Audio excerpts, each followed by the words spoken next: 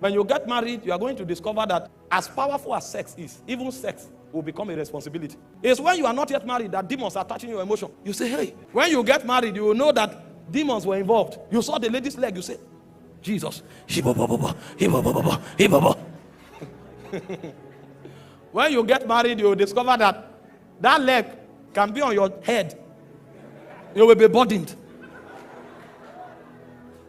Because Eros is motivated by what you consider beautiful. A point will come, it will diminish. You will now discover that Eros is not enough to bond you. That's why those who run to marriage because of sex, after 1 month they run out. There are 4 words for love in the Greek.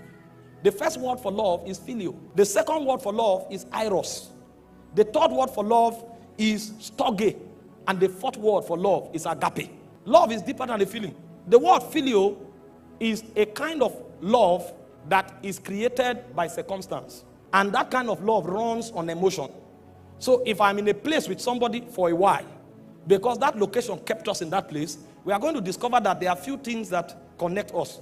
And so because of that circumstance that is created, we will begin to bond in a way. That kind of love is called phileo. If you change that circumstance for a while, that love will begin to die. Because that love is orchestrated by circumstance, and that love runs on emotion. If you change the circumstance and you alter the emotion, that love will die. It's called phileo. Friendship operates at that level. And then you have what we call Eros. Eros is romantic love. Romantic love is motivated by your definition of beauty. It's an affection that goes in the direction of what you consider to be beautiful. And so, for example, if you consider a fair complexion to be beautiful, when you see somebody that is fair, you will get to develop that kind of affection towards that person.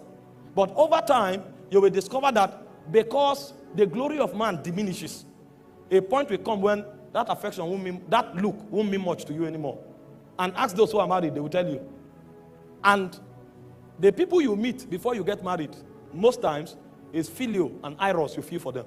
The higher kind of love is called storge and agape. Storge is companionship. Storge is built by understanding. Storge is not dependent on emotion. That's why people who have understanding, when they become old, at 70, you will see them hold themselves, walking together. It's called companionship. There are 2 things that bet storge. One is understanding, another is covenant. And covenant runs on blood. So the relationship you have with your brother and your sister is called storge. That love originates from your bloodline. And so you will discover that you will live with your brother for many years. Even if you fight, a point will come, you will need that person. And if you are quarreling and the person dies, you can't sleep. You will not feel it in your mind. It will be a weight on your chest. If you have lost somebody before, you will know. Because that covenant is breaking.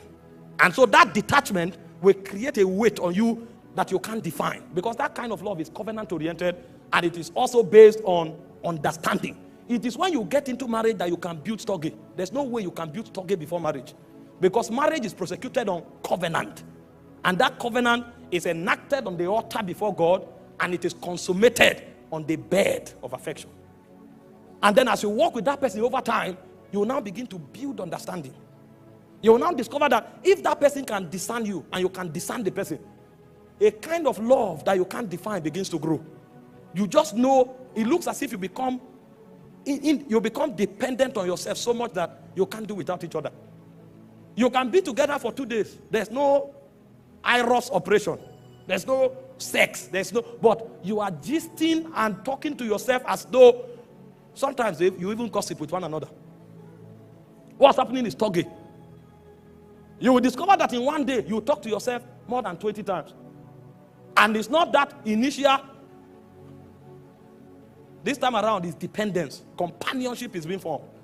But it is rooted in what? Understanding. And understand time. And it's also rooted on covenant. And there's no covenant before marriage. So you can't enter the realm of storge until you get married. And then the final one is agape. Agape is sacrifice. Agape is self-denial. The reason you can build agape is not even because you have a connection with that person. Why phileo is generated by circumstance, Eros is generated by your definition of beauty, storge is defined or generated by understanding and covenant, agape is external.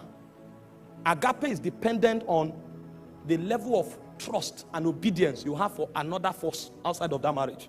That's why it's called sacrifice. You don't build agape because of your connection with the person. You build agape because of your both connection with a superior being.